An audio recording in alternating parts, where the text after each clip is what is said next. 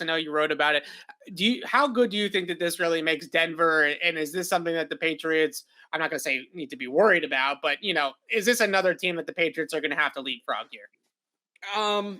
Well, so here's how I look at it, right? And obviously Tom Brady's better than Russell Wilson, but Tom Brady stepped into a 7-win Bucs team 2 years ago. They won 11 games and won the Super Bowl. Right. Denver won 7 games last year.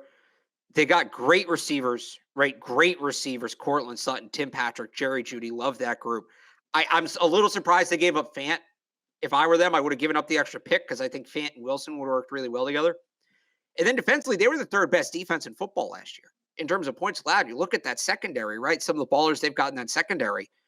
When we saw Denver here 2 years ago, and I know they ultimately won the game, but we were talking then about Denver being a quarterback away. I may have hit it because I'm a big Drew Lock guy, but I think we all knew at that point. You're also a big Jerry Jeudy guy, though, to be fair. Oh, I'm so pumped for Jerry Jeudy now. 1,000-yard season incoming, all that. This team for 2 years has felt like they're a quarterback away. Now, again, I think the biggest detraction is the division they have to play in. Yeah. And they have to play the Chiefs twice and the Chargers twice and the Raiders twice, and that's not going to help. But no, this is a legitimate Super Bowl contender now. I would say the Broncos do have a Super Bowl caliber roster. And you look at the Super Bowl winners the last 2 years.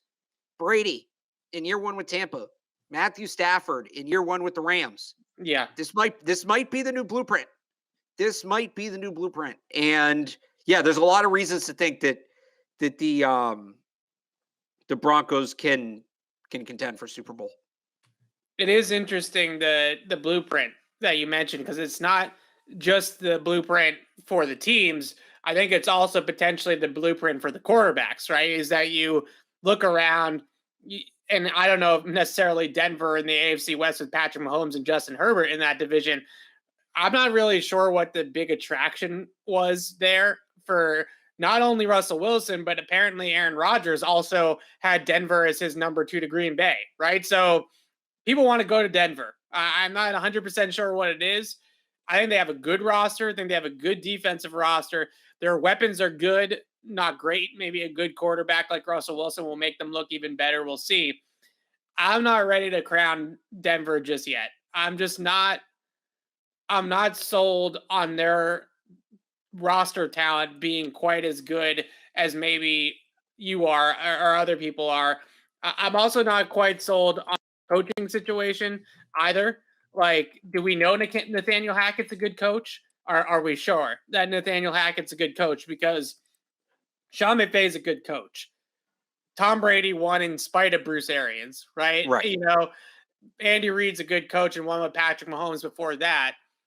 And I'm just interested to see what Nathaniel Hackett now does with Russell Wilson, because I think one of the biggest things with Russell Wilson in Seattle, what made it so difficult for him, is he didn't always have the best coordinator running the show.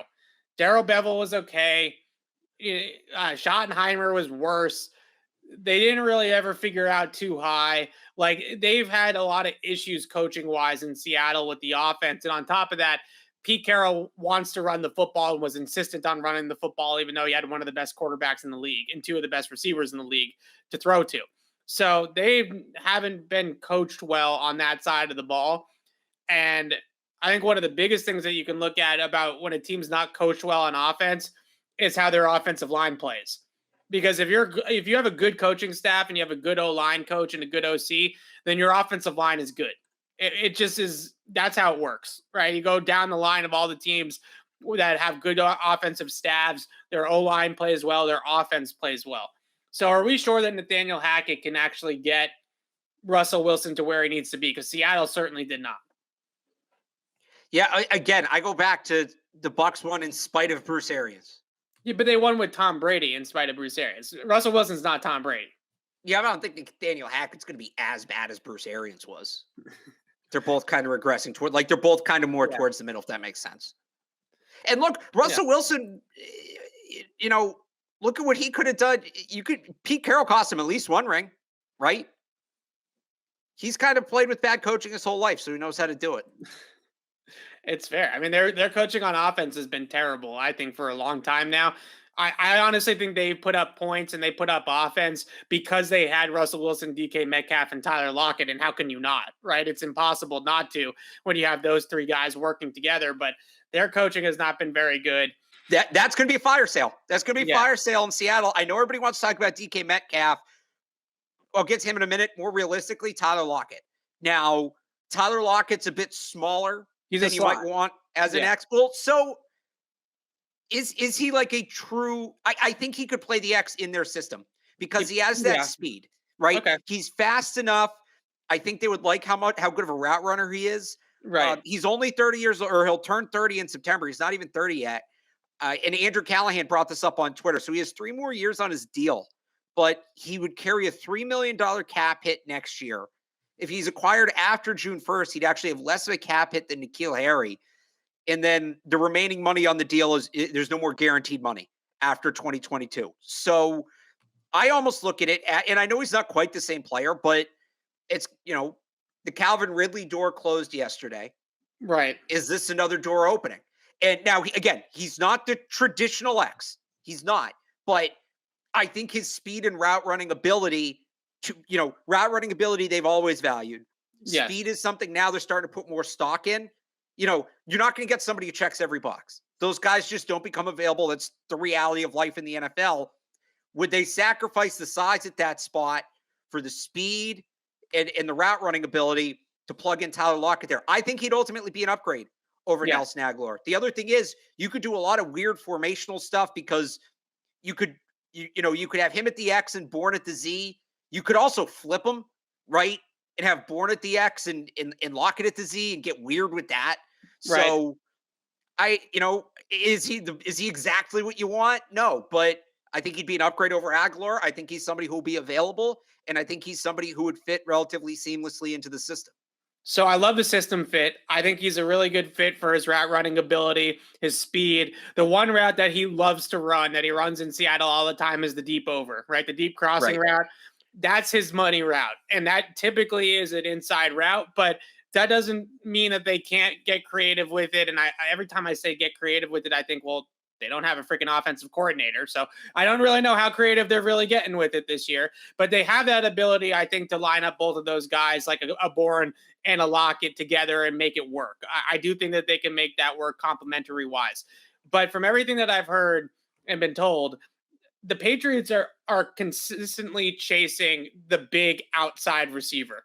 And I'm not necessarily saying, I don't even know if the Seattle Seahawks would be interested in trading DK Metcalf. Like, I don't know where that fits into their rebuild, if they feel like DK is going to be here with the next quarterback or not, or if DK forces his way out of Seattle or not. Those are all different things, right? That complicates things, certainly. But the thing with DK, real quick, he's 25. He's entering the last year of his deal. So you're going to have to give up something quality to get him. Yes, that's the biggest problem. You're probably also going to have to pay him. And I'd imagine he's going to want top of the market wide receiver money. He deserves it, yes. Right. Yeah, no, like rightfully so. One, I could see Seattle sticking with him because here's the thing. Lockett's 30. Lockett's not making it through the rebuild. By the time the rebuild's done, he's 33. He's cooked. Metcalf on the other side of the rebuild is going to be 27, 28, right in his prime. You're going to ultimately try to get a guy like that for your young quarterback anyway. That's what we're talking about the Patriots doing right now. I think Metcalf would still be incredibly, incredibly expensive, both in terms of what it's going to take to get him and then to pay him. Whereas Lockett already has a deal that's pretty team friendly. He's probably not making it through this rebuild, so Seattle's going to be more willing to part ways with him. So there's, for every reason, Tyler Lockett makes more sense from a Patriots perspective. And I think the biggest one is if DK Metcalf is on the block, the amount of draft capital that teams are going to be willing to give up for DK Metcalf is going to be a lot more than the Patriots are going to be willing to give up for DK Metcalf, right? I mean, Seattle might legitimately get 2 first-round picks for DK Metcalf. There's no way Bill Belichick is paying 2 first-round picks for a wide receiver and then paying that guy. It's just, unless he was Randy Moss, like, I'm not seeing it, right? Well, they're going to do, if Seattle's smart, what they'll do is say, well, we gave up 2 firsts for Jamal Adams, and he's actually not that great. So that's where we're starting with DK Metcalf. Like, that's what they'll say if they're smart. But from a size the way that DK Metcalf profiles, I think is still the guy, the golden goose for the Patriots. I still think that that's the guy that they want to get. They want to get a big X receiver on the outside that can win outside the numbers, that can win over the top of the defense. And I don't think that that's Tyler Lockett. I think that their dream scenario is to acquire somebody like DK Metcalf. Now, the other thing that somebody said in the chat just now was, well, aren't there better options in the draft? And undoubtedly, there's great options in the draft. I mean, we've talked about the draft receivers ad nauseum here on the show. The concern that we always have with the Patriots is drafting wide receivers is, can they develop that guy? Can they use him properly? Can they get him to be successful? And I actually think the Patriots, based off of their free agent moves last offseason, based off the fact that they've kicked the tires already on some of these X wideouts this year, feel kind of the same way. Like, yeah, we could draft a Chris Olave, we could draft a Treylon Burks, we could draft a Drake London, but are those guys actually going to turn out to be good in our system? Are we going to be able to develop them? Are we going to be able to bring them along? Are we going to be able to use them right away in 2022 and get the same level of production as if we bring in a veteran option?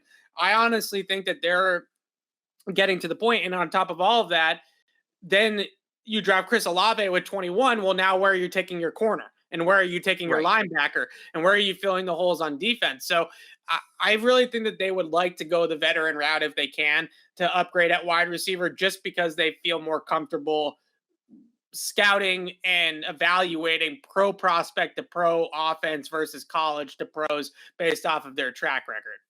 But again, like that guy you're describing, right? If they want the big, fast, physical, true, dominant X, like that guy's not available.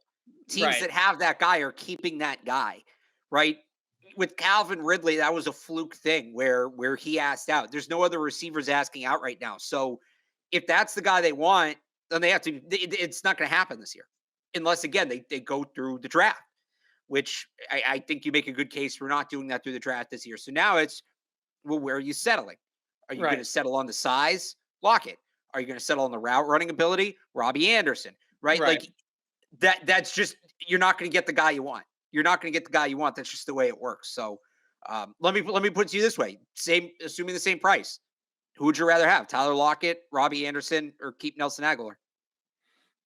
I would probably lean towards Lockett in that situation pretty heavily. But ultimately, again, I just don't think that Lockett has enough size for what they want.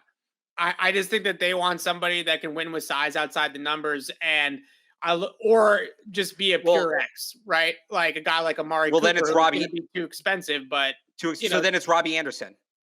So the only other name that I want to throw out, and we're going to talk about this a little bit more and dive deeper into the free agency class on Thursday, but the only name I would also throw out there is Allen Robinson, who they were prepared last year to make an offer to Allen Robinson.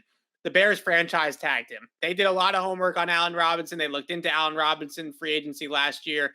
They were prepared to go to market with him. The Bears end up franchise tagging him, and it ends up now coming to fruition. When you look at over the cap, they project that Allen Robinson's going to get a 3-year, $15 million per year deal.